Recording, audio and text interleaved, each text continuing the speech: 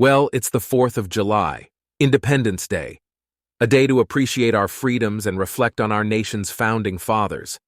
But for a lot of millennials, that reflection can be difficult, because the founding fathers are more important and successful than we are. Confronting our own unjustly inflated egos is difficult, and the best way to mitigate the pain is by looking at where successful people were when they were our age.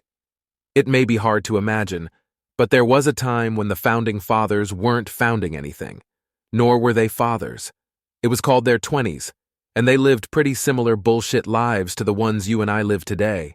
Ben Franklin. At 25, Benjamin Franklin was still trying to convince people that all that dumb shit he was doing with kites was science. When he showcased his glass harmonica at the very first SXSW, critics called it an alcoholic's piano and the death of music.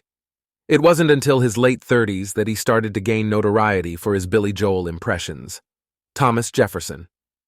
When he was 22, Thomas Jefferson sold his only prized possession, a '71 Camaro, in order to purchase a single slave for his father's failing plantation. He risked it all, and at the time it didn't look like it was going to pay off.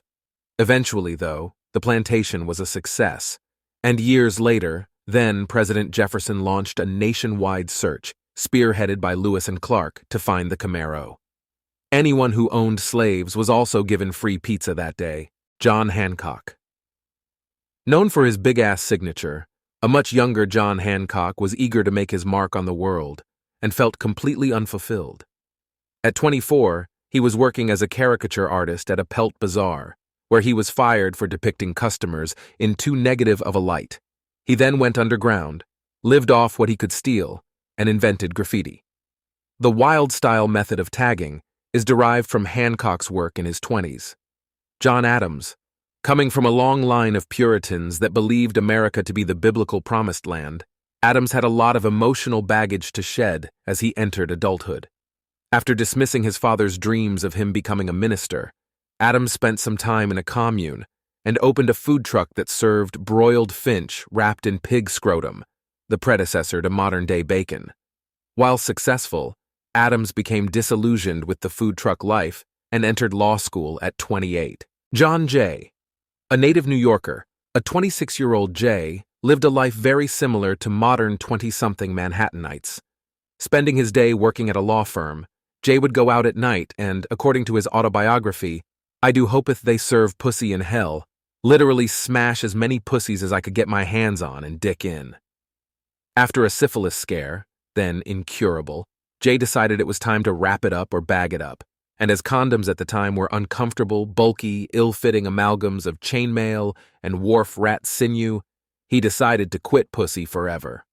James Madison Madison had created over 100 zines before the Federalist Papers gained him the massive following that launched him into the national spotlight.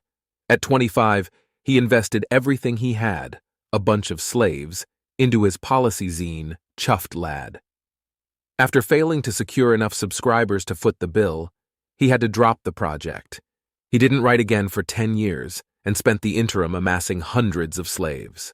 George Washington. Everyone knows the story about George Washington chopping down the cherry tree, but little is known about the first president until years later. At 23, he was in a noise band and addicted to laudanum and fermented nightshade from the Orient.